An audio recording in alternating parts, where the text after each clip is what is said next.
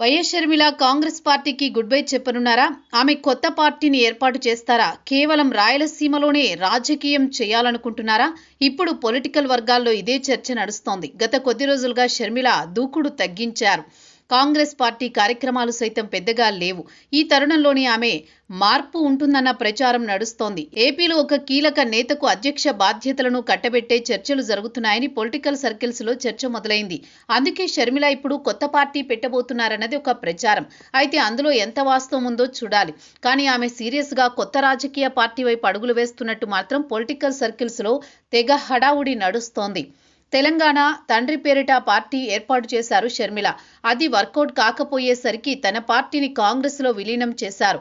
ప్రస్తుతం ఏపీ సారథ్య బాధ్యతలు చూస్తున్నారు. కానీ అనుకున్న స్థాయిలో ఆమె పార్టీని ముందుకు తీసుకువెళ్లలేకపోతున్నారు. ఆమె ఊహించినట్టు కాంగ్రెస్ కి రాజకీయంగా పట్టు దక్కడం లేదు. దీంతో ఆమె పునరాలోచనలో పడినట్టు ప్రచారం నడుస్తోంది. రాజశేఖర్ రెడ్డి మరణం అనంతరం అన్న జగన్మోహన్ రెడ్డి పార్టీ పెడితే అండగా నిలిచిన షర్మిల 2019లో జగన్ అధికారంలోకి వచ్చే వరకు గట్టిగానే కృషి చేశారు. వైఎస్ఆర్ కాంగ్రెస్ ప్రభుత్వంలో తనకు మంచి పదవితో పాటు ప్రయోజనం ఉంటుందని ఆశించారు. అవేవీ దక్కకపోయేసరికి అన్నకు వ్యతిరేకంగా రాజకీయం చేయడం మొదలుపెట్టారు. తాను ఆశించినట్టు అన్నకు రాజకీయ ఆందోళన నుంచి దూరం చేశారు. అయితే తాను మాత్రం రాజకీయంగా బలపడలేకపోయారు. అందుకే షర్మిల కొత్త పార్టీ దిశగా అడుగులు వేస్తున్నట్టు ప్రచారం నడుస్తోంది. సామాజిక వర్గ ప్రాబల్యం రాయలసీమ ప్రాంతంలో రెడ్డి సామాజిక వర్గం అధికం. పైగా రాజశేఖర్ రెడ్డి నాయకత్వాన్ని అక్కడి నాయకులు ఇష్టపడతారు కూడా.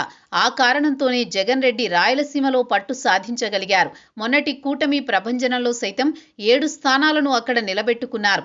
3 పార్లమెంటు స్థానాలను రాయలసీమ ప్రాంతంలోనే వైఎస్ఆర్ కాంగ్రెస్ పార్టీ నిలుపుకుంది.